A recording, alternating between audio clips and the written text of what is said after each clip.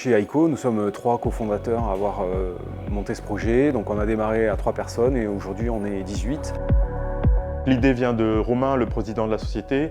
Il travaille à Vancouver, donc Vancouver qui est un endroit reconnu pour leur développement sur les piles à combustible. Donc il était dans un environnement où l'hydrogène était présent dans la culture, dans la société. Il a ciblé le composant qui est la plaque bipolaire, le composant qu'on développe chez Aiko aujourd'hui, et la façon de le faire, donc développer une plaque bipolaire à base de matériaux composites.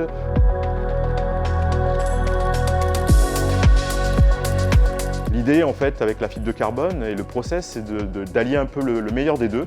Par rapport au composite carbone, on a des performances équivalentes. Et en termes de densité massique, on est mieux et on pense être mieux que le métal, notamment parce que la fibre de carbone, c'est très léger. J'ai commencé à travailler sur le projet avec Romain mi-2018, donc ensemble et avec le support de l'incubateur des mines et des chercheurs des mines d'Albi sur les matériaux composites, on a pu développer notre première preuve de concept. Et donc il arrivait un moment où il fallait qu'on construise la société. Et Ludovic est arrivé à ce moment-là, donc il nous a aidé à défendre notre projet devant les institutions. Et aujourd'hui, c'est lui qui aussi a permis de développer la composante industrielle d'Aiko.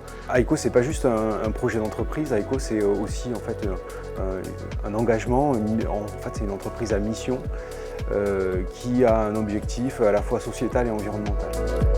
Notre projet, c'est quand même un projet industriel, donc on a besoin de fonds. On dit que c'est capitalistique, c'est-à-dire qu'il fallait investir dans des machines. Nous avons rencontré les équipes de l'agence Nextinov, donc de la Banque Populaire Occitane, et on a été entendus en fait dans nos besoins et dans notre démarche.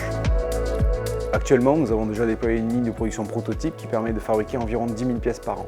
Ça nous permet en fait de produire les éléments qui vont permettre à nos clients de prototyper les systèmes. On commence à commercialiser nos premiers produits qui sont plutôt destinés à la mobilité légère, notamment le domaine du drone par exemple. Nous avons un projet de déploiement d'une usine qui va permettre de fabriquer des centaines de milliers de plaques. Ces plaques vont être destinées à être intégrées dans des systèmes propulsifs, notamment dans le domaine de la mobilité lourde, et ainsi éviter l'émission dans l'atmosphère de plus de 11 millions de tonnes de CO2.